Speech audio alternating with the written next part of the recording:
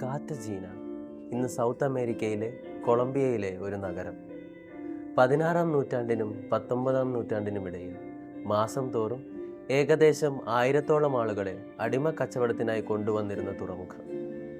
നഗ്നരായി ചങ്ങലകളാൽ ബന്ധിക്കപ്പെട്ട് പകർച്ചവ്യാധി ബാധിച്ച് പലപ്പോഴും മരണാസന്നരായാണ് അവർ കപ്പലിറങ്ങുക.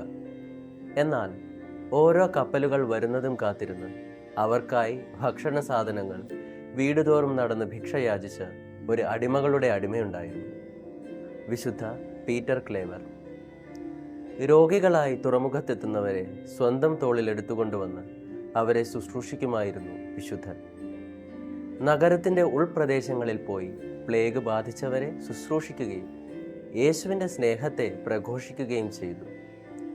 40 വർഷങ്ങൾക്ക് ശേഷം അവരിൽ ഒരാളായി പ്ലേഗ് ബാധിച്ച് മരിക്കുമ്പോൾ ആ ജീവിതം നമ്മളോട് പറയുക, ചിലപ്പോഴൊക്കെ വിവേചനങ്ങളും അനീതിയും മനുഷ്യത്വമില്ലായ്മയും കൂടുമ്പോൾ എല്ലാ മനുഷ്യർക്കും ഒരേ മൂല്യമാണ് എന്ന ബോധ്യത്തിൽ എല്ലാവരെയും സ്നേഹിക്കാനും വേദനിക്കുന്നവരെ ശുശ്രൂഷിക്കാനുമാണ്. നമുക്കെല്ലാവർക്കും അതിന് സാധിക്കട്ടെ.